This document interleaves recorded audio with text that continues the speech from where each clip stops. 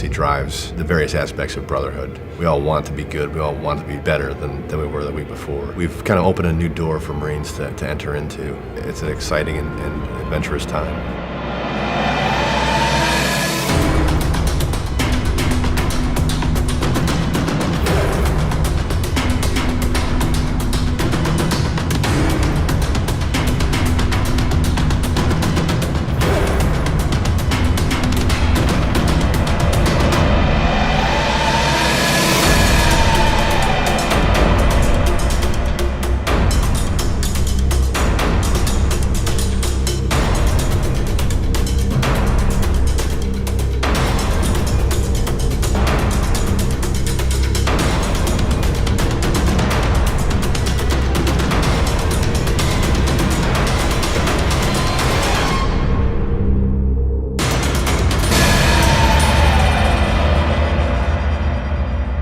SOF Stories Live features guests who are often decades removed from an operation, so the stories are told as they remember them and are not cleared for release by the Department of Defense.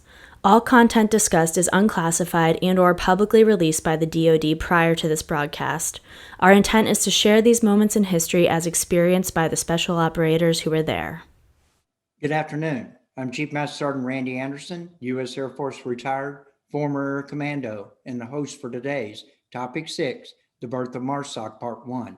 Thank you for joining us. Each month over the next several months, SOF Stories Live will invite former special operators represented from every service branch of U.S. SOCOM to explore past campaigns and operations, focusing solely on the historical context of special operations involvement from a personalized perspective. This venue will give them a unique opportunity to share with you, the audience, their insights and unbiased experiences from their personal point of view. Some of it widely documented in publications and film, some of it not. Viewers, if time allows, you'll be given the opportunity to submit questions for our guests through the moderator after the panel discussion via the chat function. February 24th is the birthday of U.S. Marine Special Operations Command MARSOC. As a component command addition and the U.S. Marine Corps addition to the U.S. Special Operations Command, with its headquarters based in Camp Lejeune, North Carolina. This year also marks its 15th anniversary of its inclusion into U.S. SOCOM. It is an honor and a privilege to introduce the moderator for today's live podcast, Command Sergeant Major Rick Lamb, U.S. Army retired.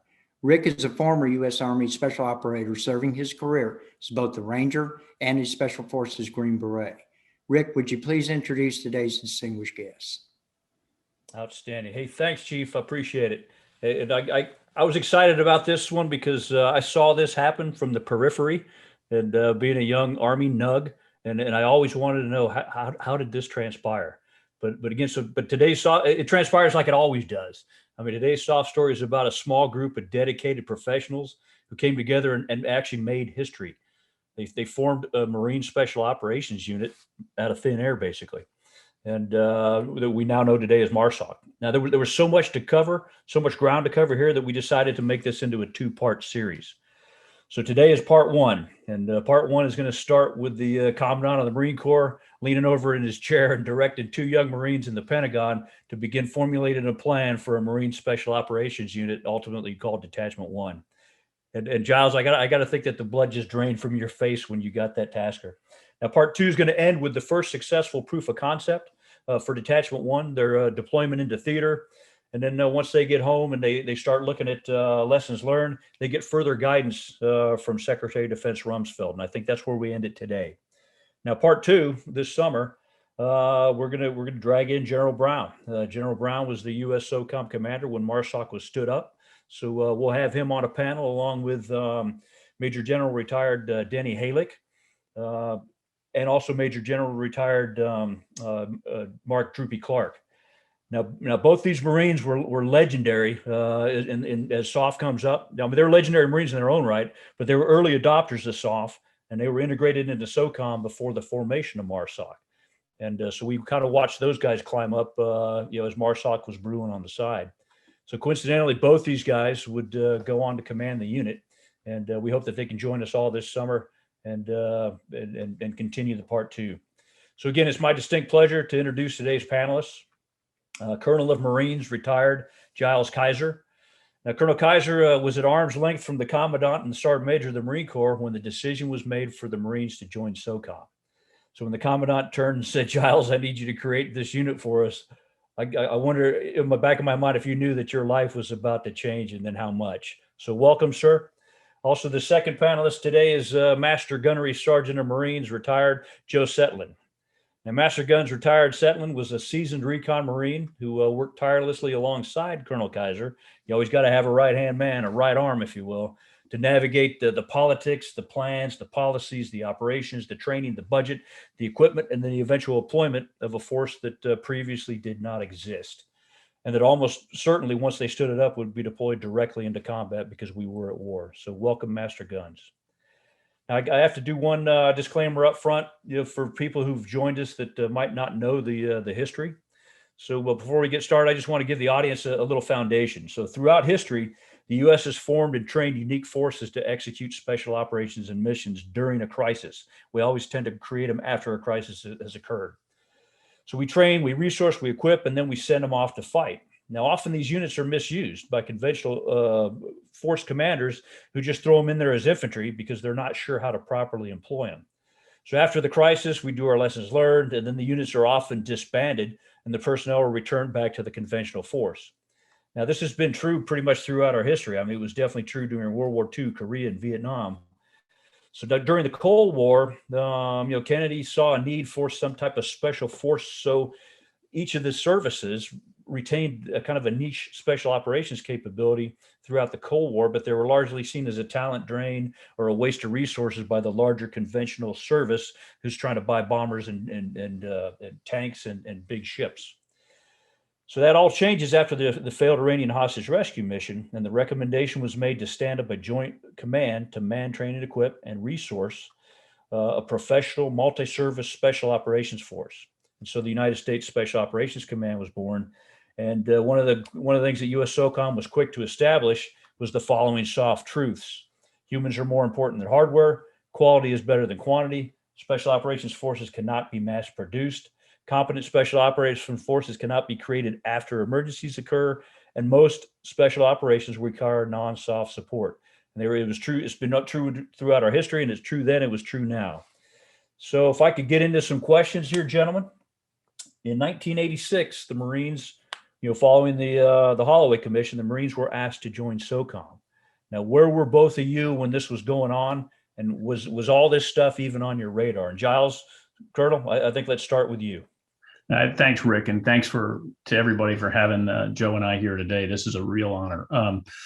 Get right into it. In 1986, honestly, I was a recently assigned lieutenant in an infantry unit, so institutional level decisions were absolutely not on my radar. But that said, later on, when I was at PP&O and the decision was taken to provide forces, I found it really important to do some research to separate fact from fable regarding the decision of the Corps not to join SOCOM in 86, and then the subsequent decision to revisit that issue after 9/11. Now, so to do that, I spoke to the key players in the Marine Corps and on the Hill that were personally responsible for those decisions.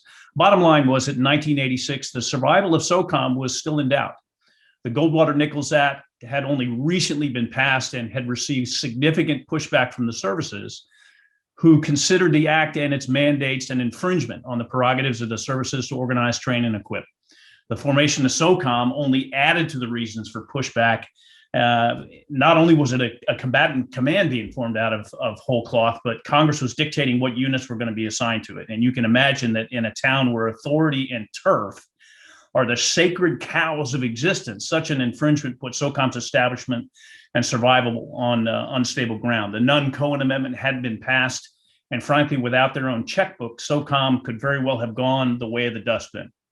But Nunn-Cohen changed that. And in the course of that, the Marines were at the height of the Cold War, frankly, and they had significant demands on their forces and decided to straddle the fence a little bit. And they skillfully created the MARSOC, that was General Gray, to add a forward deployed maritime capability to the toolkits of the geographic combatant commanders. That was the right call at the time for the Corps.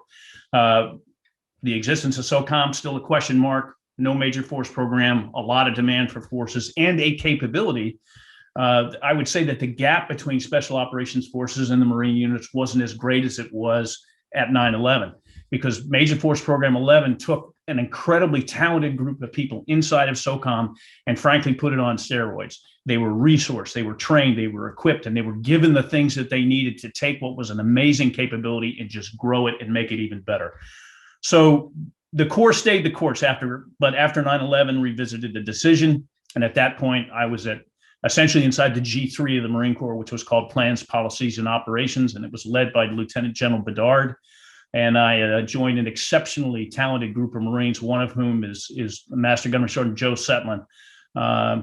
And not only was it a talented group there, but with Joe Setlin there, I got to be honest with you, you mentioned he was my right-hand man. I tend to think it was probably the other way a lot of times.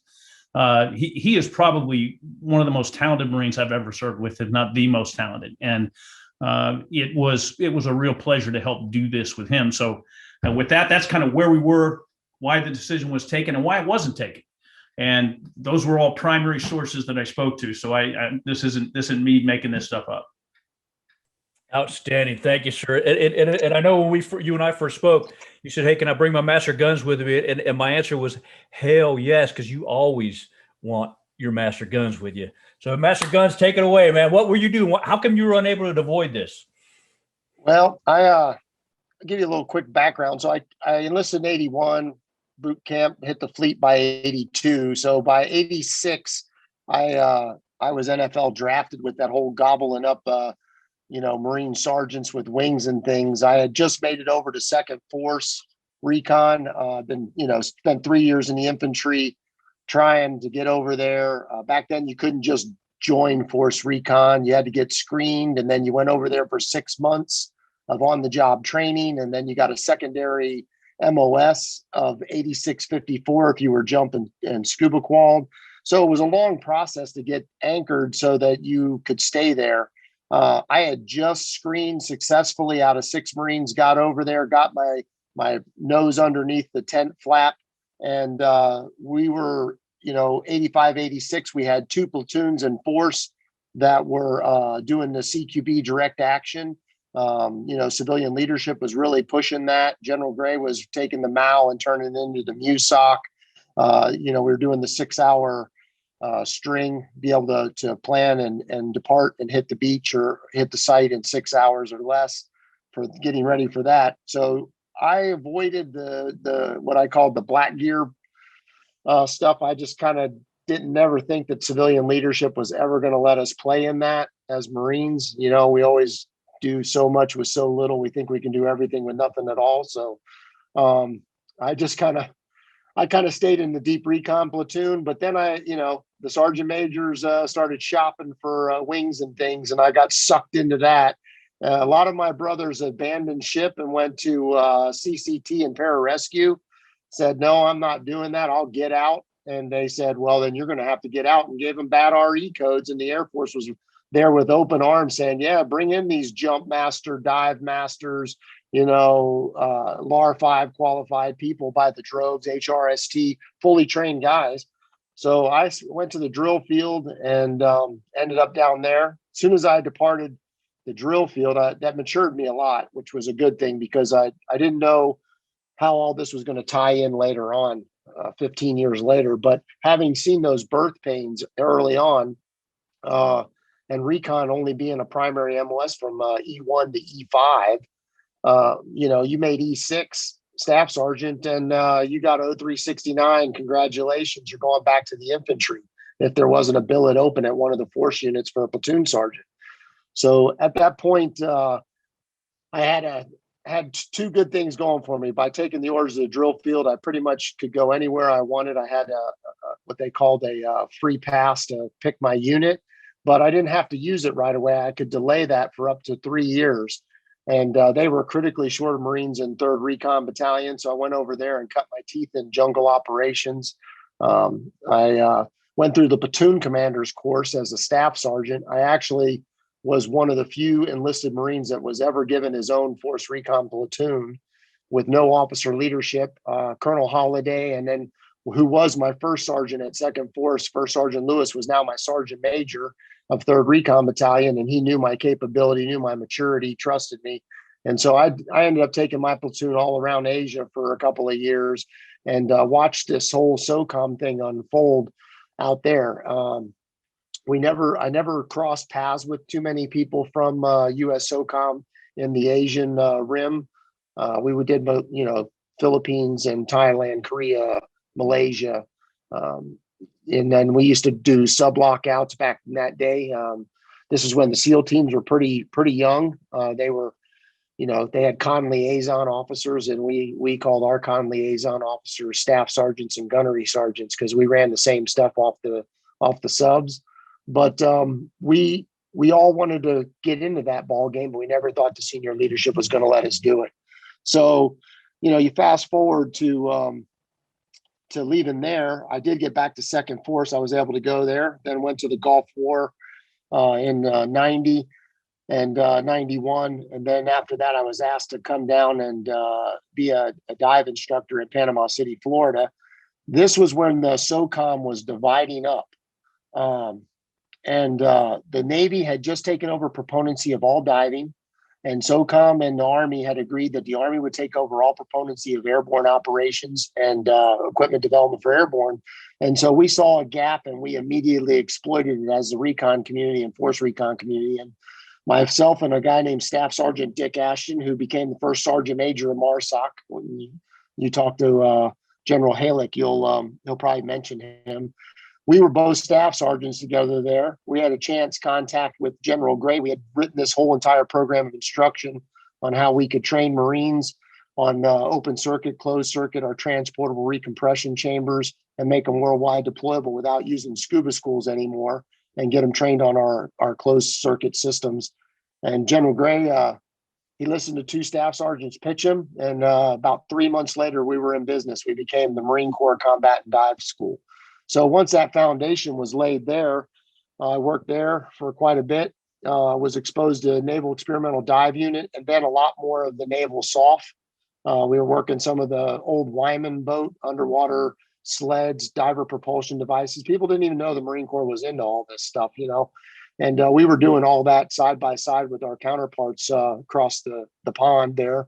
And I left there, became test director in Quantico, and research equipment development for recon, raids and recon. And that's what gave me all the background and equipment, which comes into play later on when we talk about how we resource MARSOC.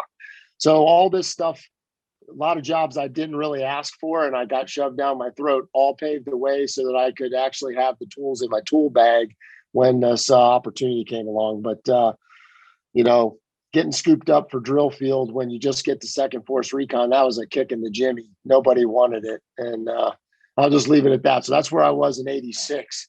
And, it all came around. It formed the MARSOC that it is today through the development of the Marine Corps SOCOM Detachment 1.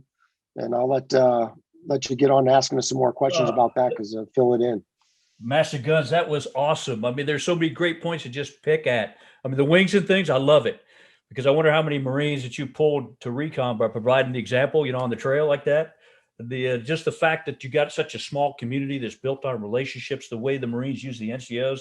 In the Army, it's always a joke that the Army writes doctrine, but the Marines follow it. So I was always a proponent of getting some Marines in there to help us figure all that out. But all that's a strength.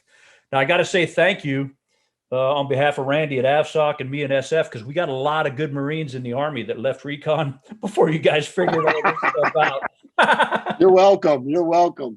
But I trained them well. The in-between years, I think the Corps they're kind of monitoring SOCOM. They're keeping them, but because you're Marines, so you always got to have a plan B, right? But we started seeing exchanges and assignments. And that's where I first saw General Halick. He's coming into SOCOM, and then we had General Clark as well. I mean, he's flying aircraft with AFSOC, and then he comes in to be the chief of staff. And both of these guys continue to move on. So what was this Marine Softboard that you had kind of in the interim years? How about you, Colonel? We'll start with you. Yeah, that's great. Thanks, Rick. And you're right. We had a lot of folks leave the Marines. In fact, that was one of the primary selling points for actually creating the DET. There were more than 600 former reconnaissance and force reconnaissance Marines on active duty with the Army, the Navy, and the Air Force Special Operations components after 9/11. And so that tells you we were losing a lot of great talent to those forces, and that became one of the talking points. But the Marine Corps SOCOM board, great point. It was established in the late 1980s as a means for the Marine Corps and SOCOM to identify and work together on areas of mutual interest and support after the formation of SOCOM and the formation of the MARSOC program with General Gray. Now, that allowed us to address areas of friction and also ensured that Marine forces and SOCOM would be effective when operating in either a supported or supporting role. Now, the board had a mixed history of success and effectiveness, largely based, I think, on the ebbs and flows of the operational environment and also the personalities involved. With General Gray at the helm during its infancy, it was robust and effective. But that said, after 9/11, it became evident that the conflict into which we were headed was going to rely on Marines and SOF to do more and more together. And accordingly, one of our first tasks as a team together, Joe and I and PP&O, was to reinvigorate that relationship and the board itself. Over to you. Okay, yeah. So I guess when we got that's when we first started seeing the Marines come into SOCOM. So that was part of that board. I mean, that was one of the offshoots of the Marine Softboard. Yeah, absolutely. I mean, we already had Marines, as you mentioned before, serving around the world in various theater, special operations commands, et cetera. I was at SOC here as an example for 3.5 years. But even at the general officer level, you mentioned Generals Halick and Clark. Those assignments were a byproduct of the board. With General Jones's decision to provide forces, the Corps also knew it needed advocacy and credibility within the headquarters there in Tampa. And General Halick and the general officers that followed, to include General Clark, were part of that equation. Each of those Marines had serious credibility within the Corps, and I think equal wasta, I think, within SOCOM, having been assigned in both organizations throughout their career. So I think you'll see that again and again. Joe Setlin, another perfect example of somebody with that kind of wasta. No, you're absolutely right, and I saw it in my conversations with General Clark too. He said that helped him, and it did give him credibility because there was some pushback, even within SOCOM, like, what are the Marines going to do? And until you stood up and said, you do know that he just finished flying with the AVSOC, right? Oh, I didn't know. But so what was the catalyst that made the Marines change their mind? 9/11, yeah. Yeah, no, I don't think there's no question that the catalyst to join SOCOM were the attacks on 9/11. Those attacks and the operational landscape that resulted from those attacks pointed to an expanded role for SOF, which by extension, frankly, meant an extended and expanded role for the Marine Corps with SOF in either a supported or a supporting role. So again, I mentioned the first step was to reinvigorate the board and identify the places where the Corps and SOCOM could best work together. And then it was our job to get to work right after 9/11. A lot of back and forth shuttle diplomacy between the Pentagon, headquarters Marine Corps, and Tampa. Wow. That gets back to Joe's point too about, they'll never let us do it. Oh no. Yeah. Put your tennis that's on, true. we're moving out. So you get the mission to form the unit. And then what was your initial vision? I know we talked about this. As mentioned, after 9/11, there was a flurry of activity to get the foundation set for the expanded relationships. The centerpiece of that effort was the board.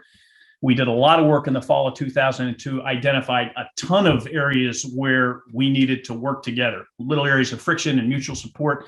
You had Colonel Paul Hand, Lieutenant Colonel Brian Deppa, a great team of Marines down at SOCOM that had been working on the inside down there to help create, okay, here are the things we need to talk about. So the Friday before that board, which was scheduled for early January of 2002, right after 9/11, Master Gun Setlin and Master Sergeant Troy Mitchell and myself, we accompanied Lieutenant General Bedard down to the Commandant's office to give him the agenda and say, okay, sir, here's what's going to happen at the board. Here are the issues we worked up. Here's what we think the Marine Corps positions need to be and why. We just need your guidance so we can move out. In the course of that briefing, it was clear the Commandant's body language, very positive, was very, very supportive of the vision of the expanded role. But when the discussions about the board were over, he leaned forward and I think made what was, in my opinion, one of the most momentous decisions in the history of the Marine Corps. He simply stated that we were going to stop working with SOCOM in half measures. And I'm paraphrasing here, but he said, we're going to commit forces and we're going to do it permanently. And then he looked at Master Gun Setlin and Master Sergeant Mitchell and myself, the three of us, the three musketeers there, and gave us the direction to design a unit and have the details back to him on Monday morning. And this is ready, go. Take all the time you need. You got 3 days. So anyway, the work started very early, right after that meeting, and we came back with a plan to the commandant on Monday. The primary focal point was the unit needed to reflect the culture in the talent of the Corps, and it crystallized, I think, with the development of what essentially was a ground combat element for a Marine Air Ground Task Force, which is how we organize, train, and equip for everything. General Bedard and General Jones approved of it, and we were off to the races. So that Monday, we had become, I think, the proverbial dog that caught the car. And I got to be honest with you, I'm just so incredibly thankful that we had the right team in the right places, both inside the Corps and within SOCOM, at the right time to fulfill General Jones, our commandant's vision. And in that moment, in that singular moment, the vision of General Jones and Lieutenant General Bedard combined, I think, with a rich history of capability and competence that is represented by guys like Joe Sutton and Troy Mitchell. And frankly, that served as the rebirth of the Raiders from World War II, right there at that moment. So that was a heck of a day. Oh, no kidding. That is awesome. Now, Master Guns, I know you're sitting at the table, you get the nod, and in the back of your mind, being an NCO, you're thinking, man, it sucks to be that officer. but then Yeah. you come to the realization, it's like, oh my God, now I'm gonna have to make him successful. So how did you get roped into this? What's going through your mind at the same time? Well, the trick is, how did I get roped into being in the Pentagon? So General Jones was very visionary, and I met with him many times. He's very charismatic, and he can disarm even the best WASTA of a master guns or a sergeant major in an instant, like a good general can, and get the most out of you. But I had just come back from 5 years with SOF. I was recruited and selected for a special program. I left. At that time, we had about 116 of these people out there already. We had guys with AVSOC flying Pavlos and just realms of officers enlisted, guys flying little birds, master snipers, teaching, sniping, long distance shooting, because back then we weren't drilling anybody at 1,000 yards, and the Marine Corps did it every day. So I come back, I'm in a suit. I walk into the Pentagon. I'm staring at Brigadier General Nash, who was general in charge of policies and expeditionary warfare. And he says, "What do you want to do, Top?" And I'm a master sergeant at the time. I said, "I'll take orders back to 3rd Recon. I'm going to retire. I'm giving up the rodeo." And he's like, "Oh, General Jones, he's looking for this. He needs an advisor on special operations. You'd be perfect for it." He's, he goes, "I'm not sending you overseas. You got 1,096 deploy days. Your overseas control date so far in the future." He goes, "You could probably work 10 years here." And I go, "Well, I'm not working 10 years here, sir." And he's like, "All right, then." He goes, I asked him, I said, "Can I get those orders 3rd Recon?" He's like, "No, the commandant's pretty serious about this fixed recon." He goes, "I'm going to pull you in here." And I was like, "Well, can I get promoted in that billet?" And he's like, "Well, no, it's an overstaff billet." I go, "Okay, so let me get this right. You're going to cancel my orders to 3rd Recon. You're going to put me in the 5-sided funny farm at the Pentagon to be some kind of advisor. And with all that, I can't get promoted to E9. And once I accept the orders, I got to stay here for 2 years, where if I go to Okinawa, I only got to do 1 and get out." And he goes, "Yeah, that pretty much sums it up. Get a haircut. I'll see you on Monday morning." So that's how I ended up in the Pentagon. I walk in there, I'm working alongside Troy Mitchell, who was the General Jones had appointed senior enlisted to be advisors to all of the colonels up there, lieutenant colonels and primary MOS. We had master gunners for tanks. We had, master logisticians and red patchers for doing the loadouts on the ships and the Muse. We had infantry. We had a recon guy now. And so 2 years prior to about a year and a half, 2 years prior to getting the call for the SOCOM Detachment 1, we were already knee deep into fixed recon. We had changed it to a primary MOS, E1 to E9. So we had widened our base. Everything in the Marine Corps is a pyramid. We made more manpower. We got more manpower from the Commandant. We talked to him about growing the base at Battalion Recon to create more feeders into Force Recon. And the middle is where everybody makes a decision at 10 years. They're either going to jump out or they're going to be careerists.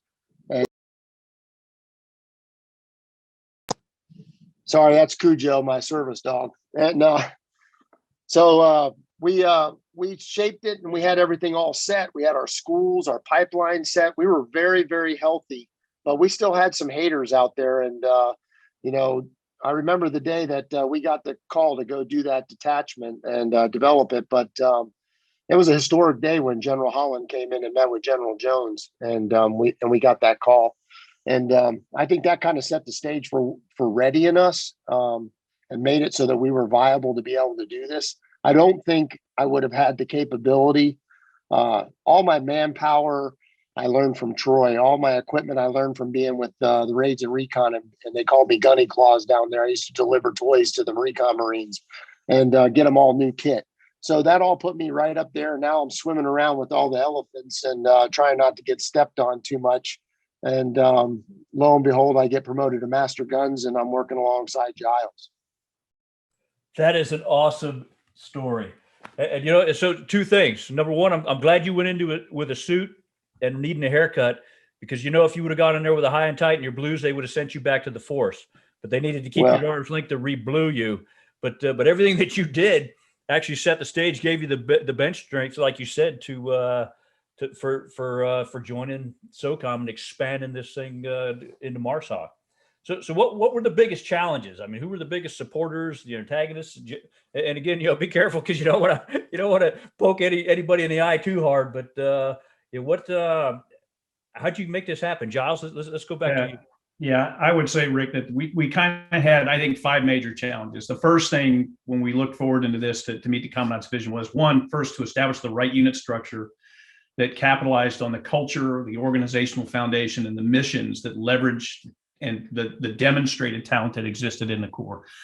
2, to make sure that whatever that structure was, whatever that unit offered, that we offered as a proof of concept, could serve as the foundation from which a larger contribution could grow.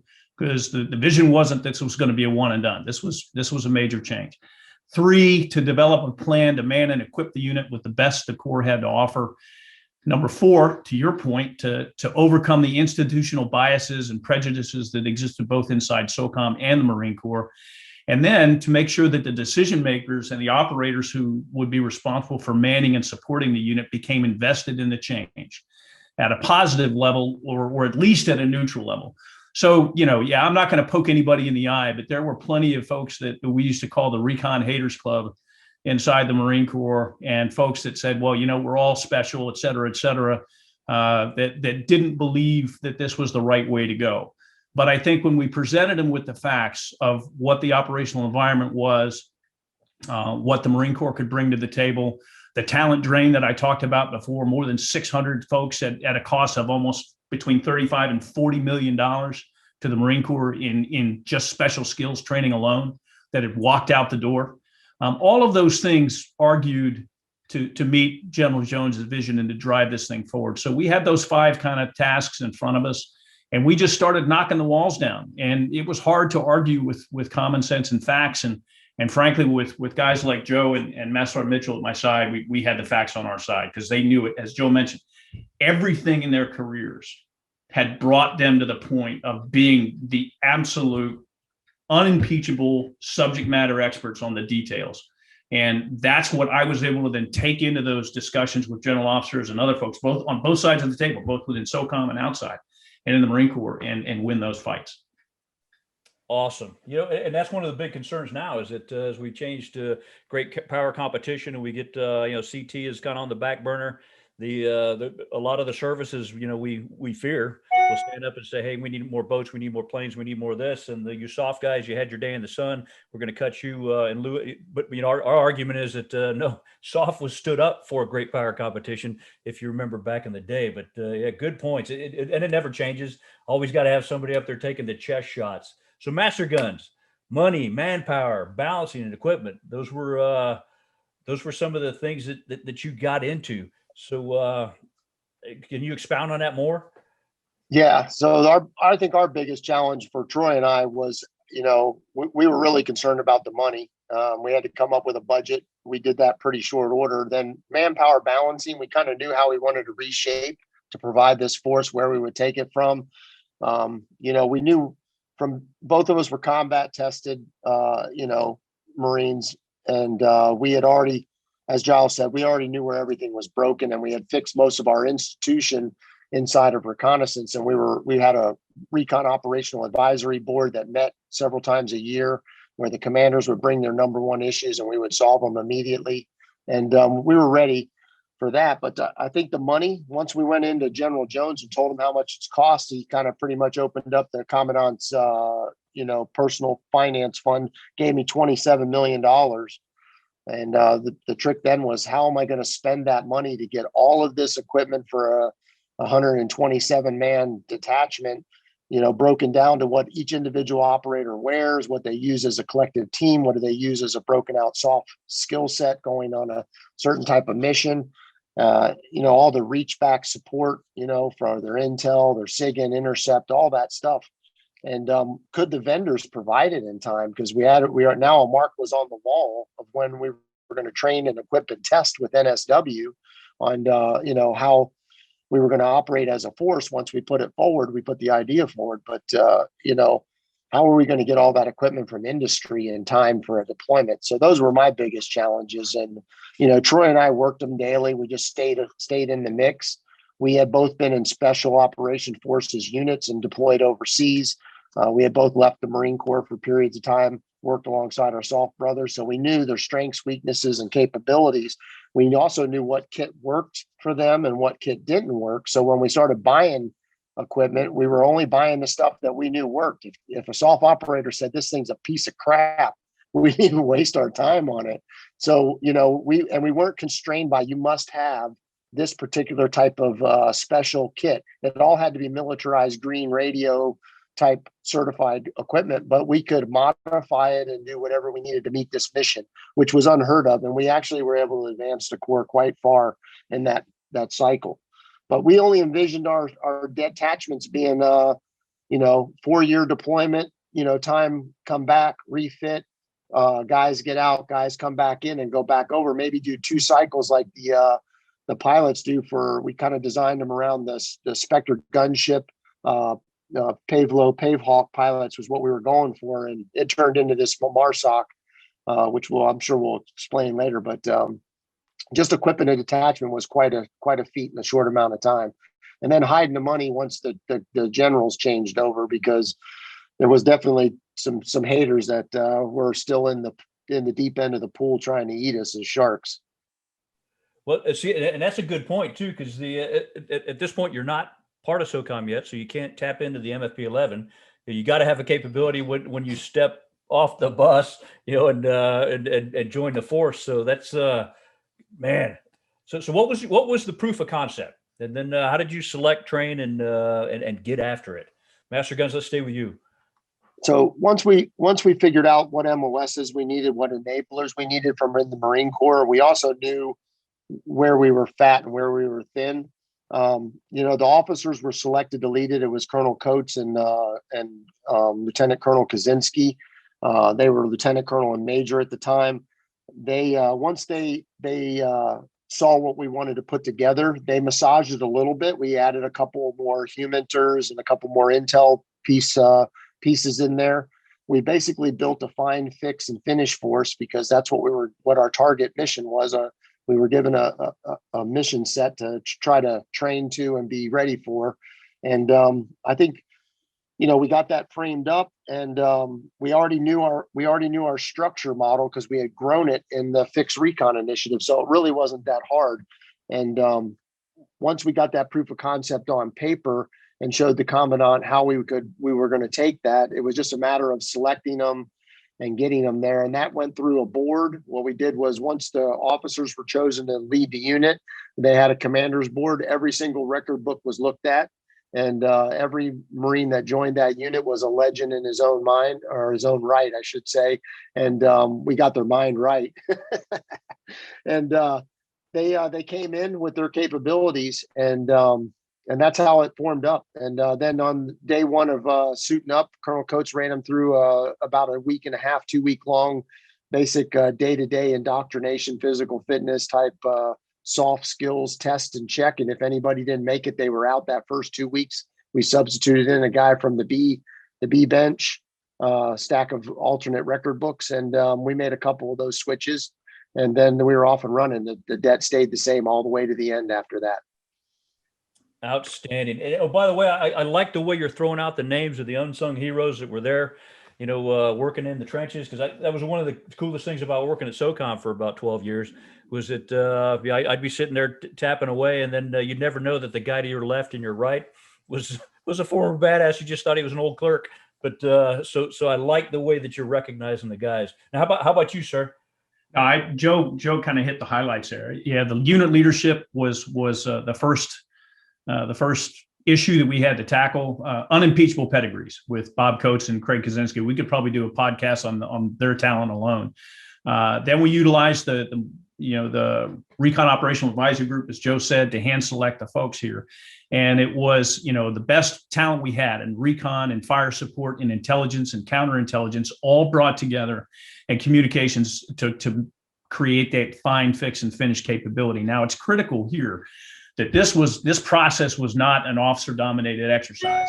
I think that one of the things I love about being a Marine is the teamwork that we have between our officers and our staff non-commissioned officers, especially.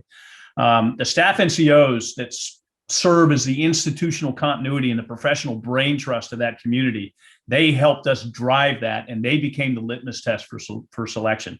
The initial folks, the A team, as Joe referred to them very, very quickly there. So the unit continued to evolve, but that initial work and commitment by the recon community and Master Gun Sutton and Master Sergeant Mitchell is what made the unit's formation, frankly, a success. Humans are more important than hardware, and that's where we started. Outstanding. One thing I've told you this before that I find fascinating is that you guys, as you're building this, that you learned the critical need for organic intel early in the process. And I look back at the SOF years, and it would take it took me a long time to develop the intel capability that we enjoy today. So even the Bionic Ranger, General McChrystal, he finally at some point in time coined it as the unblinking eye. So if you didn't own it in some part of the process, then you had to blink, and the minute you blink, you lost it. So hats off to you guys for having that the ability to see that early. Now, following the creation and successful deployment of Det 1, commanders come, commanders go. There's a new crew in town to convince, and the program almost seems to falter. So now in steps the SecDef. So tell me about all that happening. And Giles, I think we'll stay with you. Yeah, I think that anytime you have a change in leadership at that level, the leaders kind of are going to bring with them sort of their formative experiences and their own vision and priorities for their organizations. And the Corps and SOCOM aren't any different. Generals Hagee and Brown, the two respective leaders, both had, I think, a different vision at that point for the Corps and for the Corps' involvement with SOCOM. And that vision did not necessarily include a permanent contribution. The war on terror was in full swing. The demand for forces was never higher. And both the Corps and SOCOM focused, frankly, internally on their own priorities. Now, in light of those priorities, the leadership of SOCOM and the Corps were content to let the report about the unit's success, which was amazing, be acknowledged, but they didn't act on it in a concrete manner. Added to that mix were some of the simmering institutional biases, both inside the Corps and inside of SOCOM, that found their expression, I think, during that time period, saying, yeah, it was a nice experiment, but, a glorious failure or whatever you want to call it. And it was not any of those things. That was the same sort of language used with the Raiders in World War II. Indeed, there were dinosaurs, I think, on both sides that had no interest in breaking that paradigm that was established in 1986.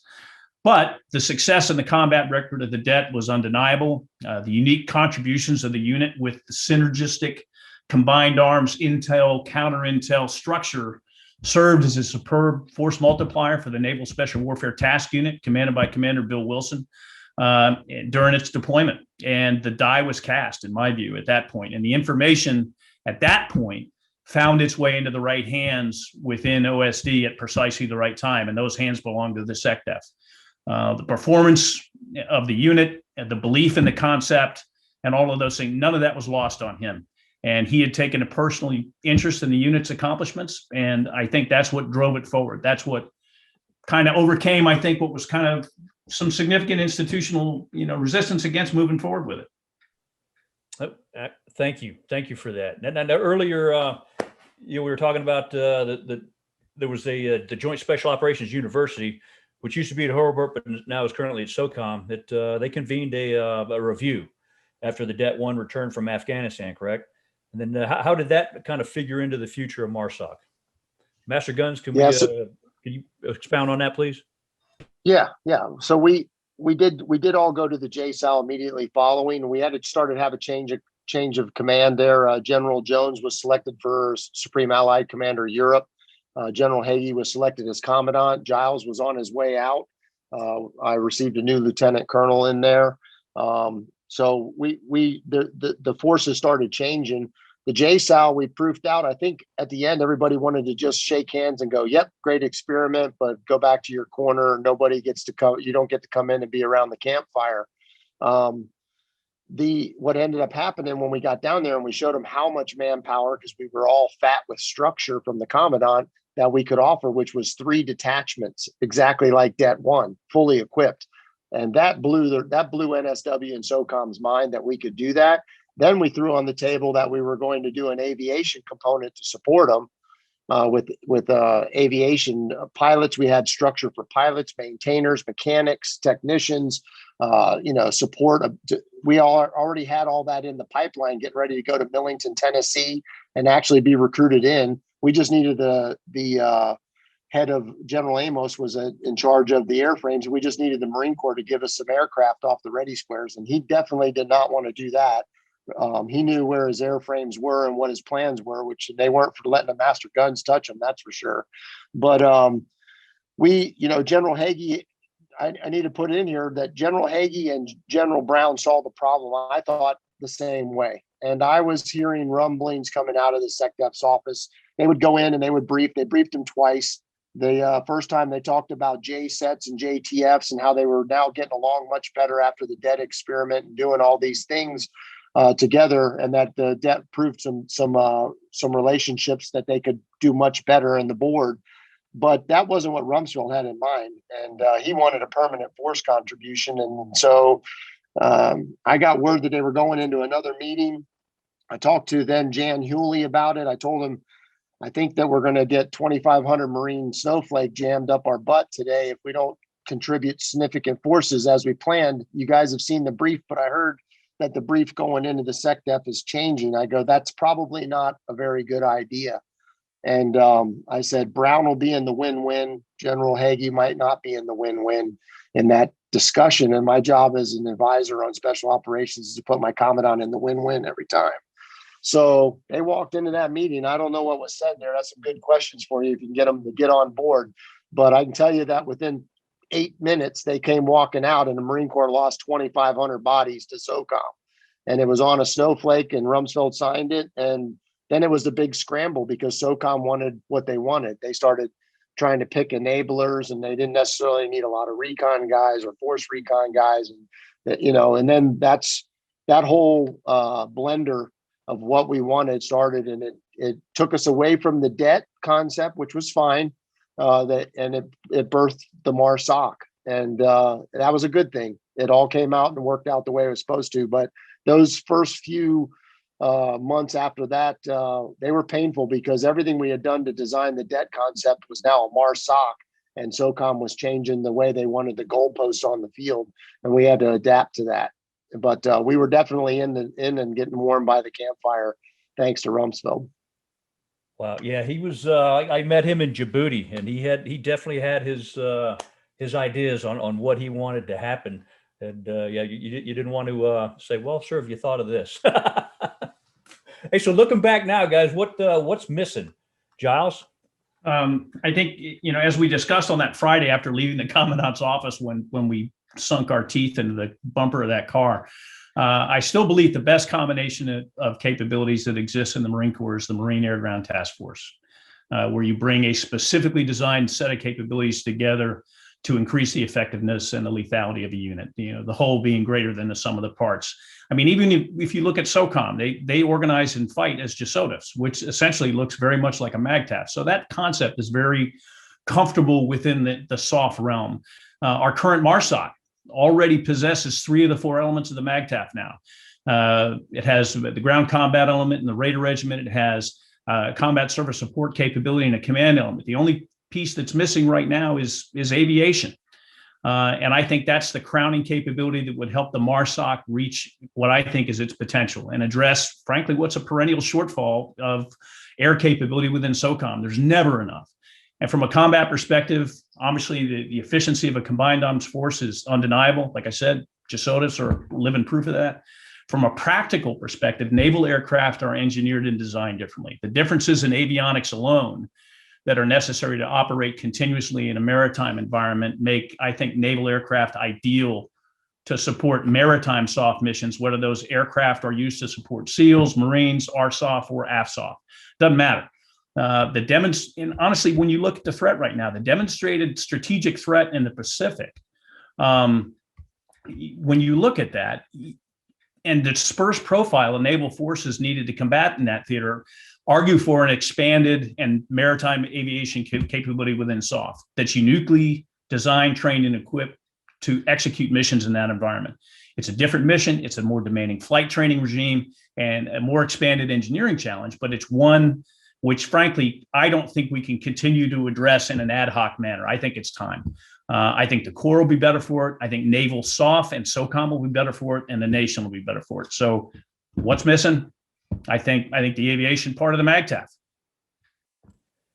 So Giles, you're not bashful about kicking that hornet's nest once again. I see. No, I think it's the right thing to do. I've never been accused of being a wallflower. And again, I've told you the story. When I set up JTF HOA in Djibouti, and we had an Army, Navy, and an Air Force contingent, and we probably had just enough ass to get in trouble, but not enough to get out of trouble. And it wasn't until the Marines came ashore on a mail run, and the guy the Sergeant Major drugged me out to the Bella Wood, and I saw the stuff that that element had. And we're like, whoa, man, they got helicopters, they got air stuff. And that ended up with, we put 4 Marine helicopters on the tarmac. We brought in the Recon boys, we linked them up with the Foreign Legion. We started doing our range stuff. And at that point in time, it came, blatantly obvious to me that whenever those boys are floating, we needed to have a freaking direct dialogue with them. Now, in the armed overwatch piece, we're struggling with that now. As the U-21s age out, and as that was Commander U.S. SOCOM's number one, is that how do we get this armed overwatch so we don't lose kids in Africa again? Yeah. And well put. Hey, Master Guns, how about you? What are we missing? Well, I'm not sure what they're missing in the MARSOC other than an aviation piece. Now, back when we first formed it up, they got a lot of FID missions in the beginning, and that was because all the enablers for the supporting ground combat elements and special mission type work, special reconnaissance type work was in place. But we could have used more intel folks, more ASOT 3 qualified humaniters, language people, geospatial, some of the reach back, like you said, the never blinking eye stuff. We had all that with the debt, but we were having a hard time convincing some of the civilian SESs that were in charge of IOP, Intelligence Operations and Policies branch. They didn't grow like we did in fixed recon. So in the kickoff to the MARSOC, they had a hard time getting that. I think they've overcome that now. All those areas when that 2,500 man snowflake came out, they got what they needed. It just took time to grow them. So I could tell you some stories, but they're probably better told over a beer. Outstanding. Hey, and again, we're running a little long on time, but I want to push through it because I think what's coming up is important. So what are the problems, Giles, from your perspective, that you think the Corps should look at out over the horizon? Now, I think our current Commandant General Burgers has identified the threats that are, I think, most likely most dangerous. They're in the Pacific, no doubt. The history of the Corps has always been one of innovation. Obviously, a big focus on the Pacific of World War II, the development of that interwar amphibious doctrine, the adventures and vision of the first Marine Raiders, Evans Carlson, Merritt Edson, and the Marine Raiders in World War II, unconventional warfare, vertical lift in Korea, established the MARSOC. We've always found a way to adapt, and this era is no different. We have to adapt or we die. We need to have an honest view, I think, of where the Corps is weak, where we're strong, and where we can enhance our capability with the factors and that threat in mind. And I would tell you, we can leverage the lessons learned since 9/11 to become a more lethal and capable force. I think that's the aviation piece. You can't wish away an adversary's capability or the distance that we have to address that capability over. It's a soft truth. that you can't create a capability overnight. And you can't do that in Marine Corps either. It took men like, Pete Ellis and Evans Carlson in the 30s, and it took General Jones, General Bedard, General Halleck, General Clark, General Holland to create the vision.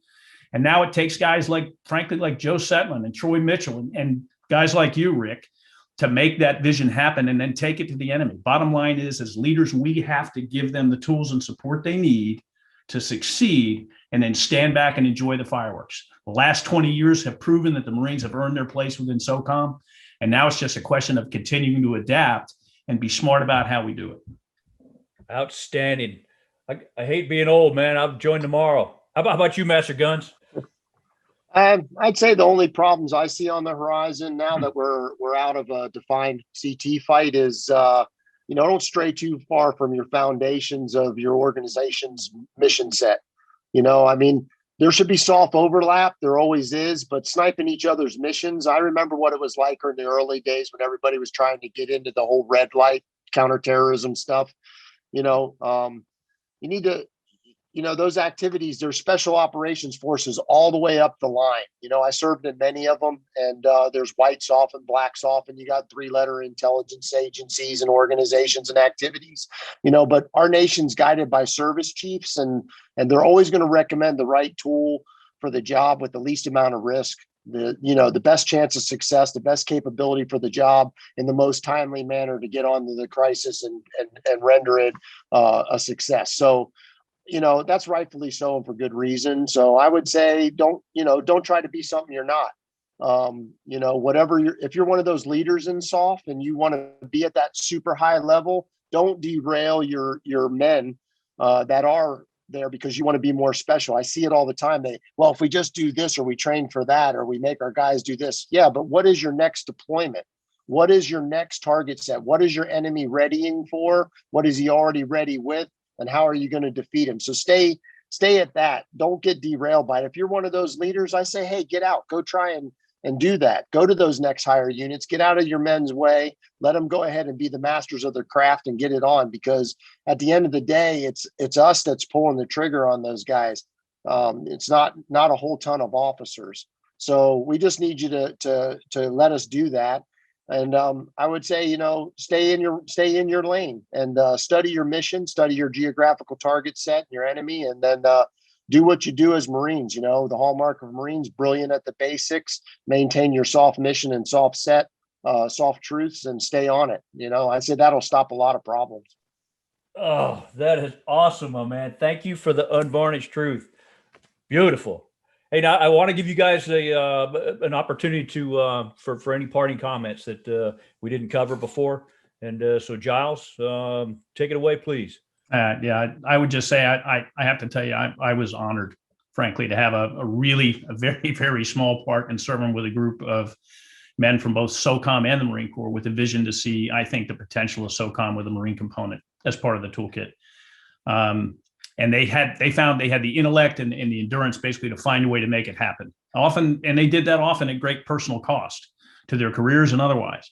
And frankly, I would tell you in closing that the authors of this success didn't wear brass on their collars. They wore chevrons, and they continue to wear chevrons. The Marines of the MARSOC, the soldiers, sailors, airmen of SOCOM, they haven't disappointed us. I think in taking what was a concept and turning it into a capability that has absolutely unlimited potential. And that, frankly, we've done that by finding our very best to serve in the unit and then giving them the opportunity to thrive.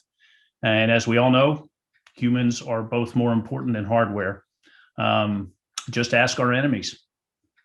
So to those Marines that are out there getting it done, and the sailors in MARSOC, God, we're so proud of you. Just keep it up. Attack. Outstanding. Thank you, sir. How about you, Master Guns? Parting comments? Yeah, first I'd like to say thanks to all the in the mid 90s for all the SOF operators on that side that took me in, allowed me to be the first Marine to get through all that and taught me all about SOF and made me a great SOF operator. And I appreciate that.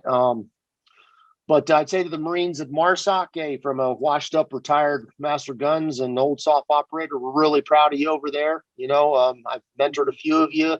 I've encouraged a few to join that have tried out and made it through your tough standards. So it's great. And I appreciate what you're doing to keep the focus, stay sharp. Remember, you can never be wrong being professional in everything you do, and practice and go over your mission sets, but then work in deviations if you got those down. Leaders should throw in those deviations to test adaptability, sharpen the combat mindset, keep training realistic as it can be, because the plan really survives first contact. And all you senior enlisted study from those soft missions. You can learn from them. I used to read all of those mission sets over and over. Same with the patrol reports for jungle operations in Vietnam. So I was great in the jungle. Always matriculate your standards higher, stand for truth. For God's sakes, know we're praying for you. We thank you for what you're doing. And your enemies out there, they're hunting for you. They want to win big and covert public influence. So you need to be smarter than they are. If you fail, they're going to use it to discredit you. And they're going to make themselves look stronger than they really are. So therefore, your forefathers are counting on you to destroy them with stealth and precision, overwhelming violence of action when necessary, and make them never think about picking a fight with us again. So good luck, happy hunting, and know we're damn proud of you. And I appreciate the time here today, Rick and Randy. It's been great. Wow. Outstanding. And again, thanks, Marines, for all that you've done and for all that you continue to do for the nation and for the Corps. Again, the SOF Story is like replete with examples of how one or two people stood in the gap. They took face shots and chest shots, and they made a difference. I mean, they actually made history. They created history. And again, it's truly an honor to meet both you guys. I want to meet you both in person and buy you an adult beverage. Now, during the podcast, you mentioned Troy Mitchell and his contributions. Now, I know he's deceased, so I would like you to join me, please, in just a moment of silence to remember and honor a great Marine. And I'm going to take about a 30-second pause.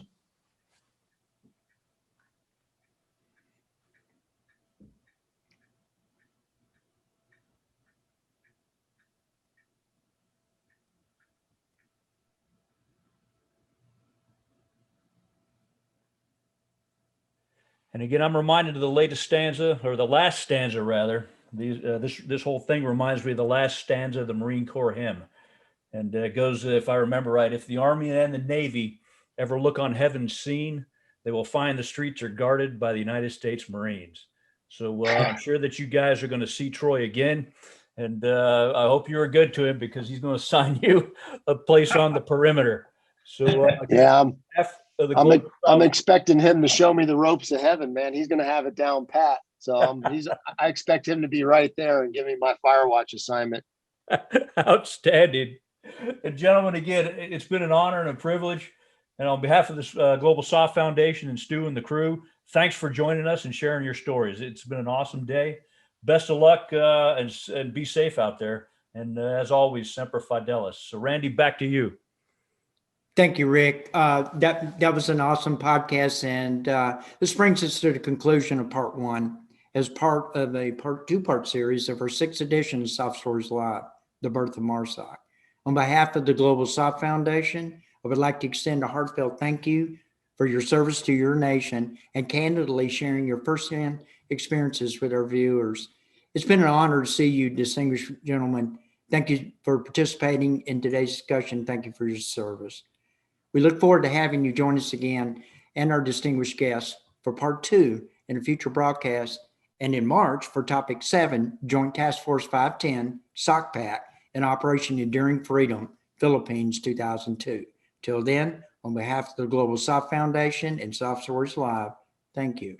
I am the host, Chief Master Sergeant Randy Anderson, U.S. Air Force retired and Air Commando. Good afternoon, and God bless America.